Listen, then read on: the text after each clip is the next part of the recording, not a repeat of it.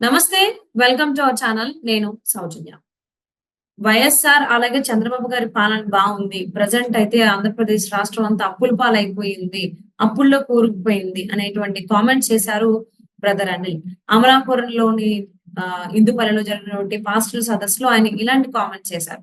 అసలు ఇలాంటి కామెంట్స్ చేసినటువంటి అవసరం ఎందుకొచ్చింది బ్రదర్ అనిల్‌కి?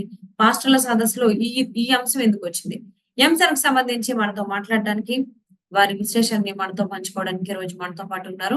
సీనియర్ జర్నలిస్ట్ డివిఎస్ గారు ఉన్నారు. వారితో మాట్లాడదాం. నమస్తే అండి. నమస్తే అమ్మా. బ్రదర్ అనిల్. సో ఆయన అమలాపురంలోని ఇందుపల్లిలో జరిగినటువంటి పాస్టర్ల సదస్సులో వైఎస్ఆర్ గారి పాలన, అలాగే చంద్రబాబు గారి పాలనలో చాలా సుభిక్షంగా ఉన్నారు క్రైస్తవులు. ప్రెజెంటే చాలా అధ్వానంగా ఉన్నారు.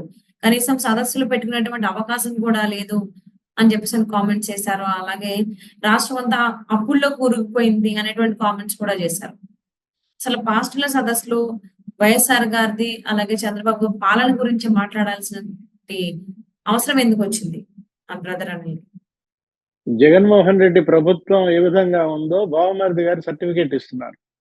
అంటే బావమరిది సభలకు కూడా బావగారు పర్మిషన్ ఇవ్వటం లేదంటే ఇక్కడ మనకి జగన్మోహన్ రెడ్డి పరిపాలన ఏ విధంగా ఉందో స్పష్టంగా కళ్ళ ముందే కనపడుతుంది అన్నమాట. ఎంత దారుణం ఏంటి! ఆయన క్రీస్తు సువార్త ప్రసంగికుడు. అంతర్జాతీయంగా బ్రదర్ అనిల్ కుమార్ కి ఒక ఇది ఉంది.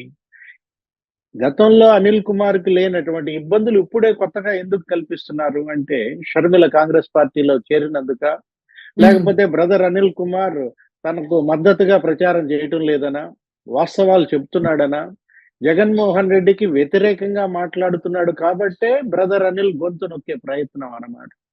ఇప్పుడు అక్కడ ఒకవైపేమో విమలమ్మ గారి సభలు చూస్తున్నాం. ఏది వాళ్ళ మేనత్త విమలమ్మ గారి సభలకేమో ప్రభుత్వమే రెడ్ కార్పెట్ పరుస్తుంది. ప్రతి చోట కూడా అక్కడ ఉన్నటువంటి ఎమ్మెల్యేలు, అక్కడ ఉన్నటువంటి మంత్రులు వాళ్ళే విమలమ్మ గారి సభల్లో ప్రత్యక్షమై మనం ఏ విధంగా పాస్టర్లకి తాయిలాలు ఇవ్వటం, ఏంటి కవర్లలో డబ్బులు పెట్టి పంచటం మనం వీడియోలు కూడా చూసాం. ఆమె స్పష్టంగా చెప్తున్నారు. ఎవరు? మేనత్త, జగన్మోహన్ రెడ్డి మేనత్త విమలమ్మ ఏమని, దేవుడి బిడ్డ, మరి జగన్మోహన్ రెడ్డిని గెలిపించుకోవాల్సిన బాధ్యత దేవుడి బిడ్డలుగా మనందరి పైన ఉంది అంటూ ఆమె క్రిస్టియన్లను ఏ విధంగా జగన్మోహన్ రెడ్డికి మద్దతుగా ఆయనకు ఓట్లు ఎంచడం కోసం ఎలా చేస్తున్నారో చూస్తున్నాం. మరి ఆమె పట్ల ఒక రకంగా, మరి బ్రదర్ అనిల్ కుమార్ పట్ల మరో రకంగా ఇదేమి వివక్ష? అనిల్ కుమార్ వాస్తవాలు చెప్తున్నాడు. ఏంటి, అప్పుల్లో మునిగిన మాట వాస్తవం కాదా? గతంలో రాజశేఖర రెడ్డి పాలన ఎలా సాగింది, చంద్రబాబు పాలన ఎలా సాగింది, ఇప్పుడు జగన్మోహన్ రెడ్డి పాలనలో ఈ అణిచివేత ఏంటి అనేది ప్రశ్నిస్తున్నాడు. ఇది ప్రజలందరూ అడుగుతున్న ప్రశ్నే బ్రదర్ అనిల్ కుమార్ నోటి ద్వారా ఇవాళ మనకు వస్తోందన్నమాట. ఇప్పుడు రాజశేఖర రెడ్డి హయాంలో లేనటువంటి అణిచివేత, చంద్రబాబు హయాంలో లేనటువంటి అణిచివేత ఈ 5 ఏళ్లలో చూస్తున్నాం. అన్ని వర్గాల ప్రజలపైన అణిచివేతే కదా, ప్రతిపక్షాలపై అణిచివేత. తెలుగుదేశం పార్టీ ఏ విధంగా 70,000 మంది మీద కేసులు పెట్టారో, 250 మంది నాయకుల పైన మరి ఎలా కేసులు పెట్టారో, జైళ్లకు పంపారో మనం చూసాం. మాజీ ముఖ్యమంత్రి చంద్రబాబునే 53 రోజులు జైల్లో పెట్టారు. అచ్చెన్నాయుడిని 86 రోజులు పెట్టారు. కొల్లు రవీంద్రని 56 రోజులు పెట్టారు. ధూళిపాల నరేంద్రని 20 రోజులు పెట్టారు.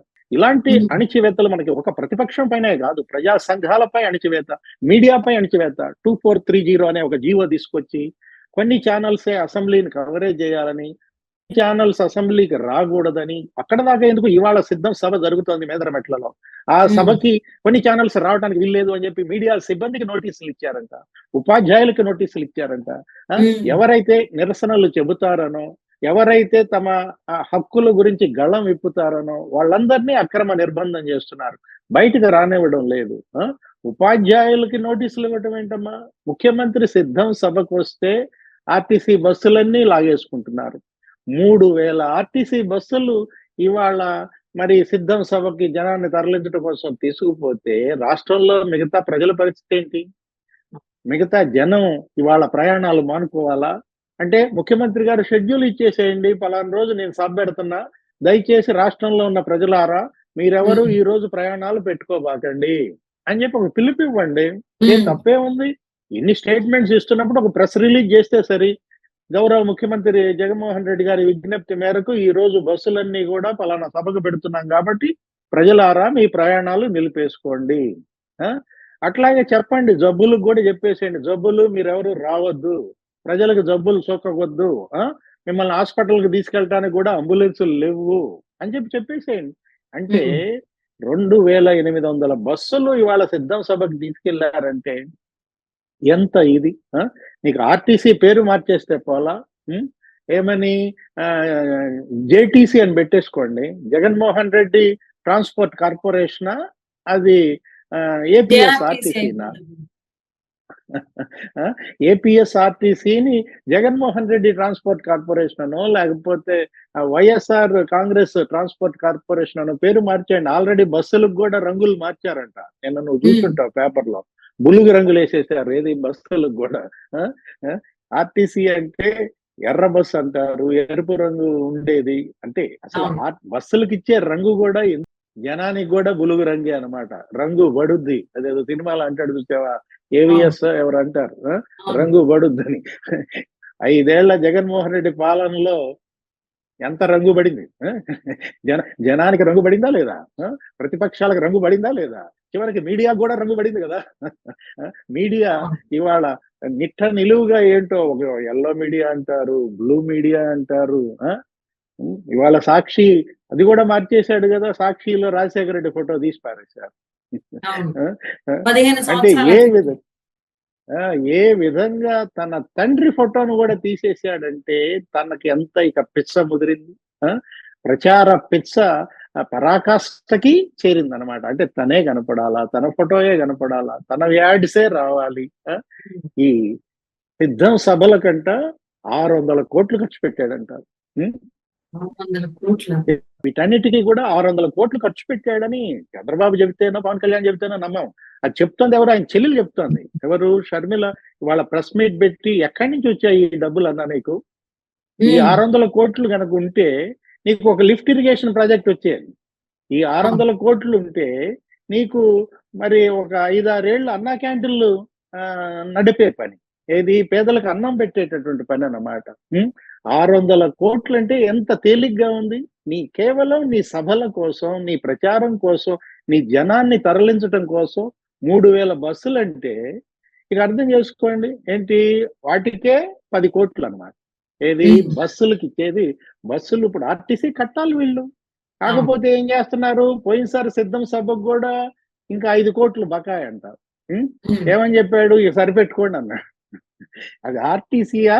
ఇందాక మనం అనుకున్నాం ఏంటి, జగన్ ట్రాన్స్పోర్ట్ కార్పొరేషన్. మహిళలందరినీ బలవంతంగా తరలిస్తున్నారు. ఏది? అంగన్వాడీ మహిళలు, తర్వాత ఎవరు, అమలాపురంలోని పాస్టల్ సదస్సులో బ్రదర్ అనిల్ ఈ రకంగా వ్యాఖ్యానించడం జరిగింది. సో అంటే వైఎస్ఆర్ పాలనలో, చంద్రబాబు గారి పాలనలో మాకు ఇబ్బందులు ఏం జరగలేదు. ప్రజెంట్ ఇప్పుడే కలిసి సదస్సులు పెట్టుకోవాలంటే కూడా ఇబ్బంది కలుగుతోంది. శత్రువులందరూ నశించిపోవాలి. ఈసారి అందరూ కూడా చాలా బాధ్యతగా వ్యవహరించాలి అని చెప్పేసి కూడా ఆయన మాట చెప్పడం జరిగింది. శత్రువులందరూ సొంత చెల్లెళ్లే కన్నీళ్లతో శపిస్తున్నారు. ఏంటి? షర్మిల శపిస్తోంది. కన్నీరు పెట్టుకుంది కదా మొన్న కూడా. ఏమని? నాకు జరిగిన అన్యాయానికి కాదు నేను రోడ్డుపైకి వచ్చింది, రాష్ట్రానికి జరిగిన అన్యాయం కోసం నేను రోడ్డుపైకి వచ్చాను. జగనన్న హయాంలో మరి 2,30,000 ఉద్యోగాలు భర్తీ చేస్తానన్నాడు. ఒక్క ఉద్యోగం ఇచ్చాడా? వాలంటీర్ల ఉద్యోగాలు ఇచ్చి అదే ఉద్యోగాలు సరిపెట్టుకోమన్నాడు. నెలకు 5,000 ఇచ్చే ఉద్యోగం వాలంటీర్ అది ఉద్యోగమా అని అంటూ 2,30,000. రాబోయే కొన్ని రోజుల్లో బ్రదర్ అనే లింక్ అనే సర్టిఫికేట్ ఇచ్చేటువంటి అవకాశం ఉంది. ఆంధ్రప్రదేశ్ పాలనకు సంబంధించి చూద్దామండి.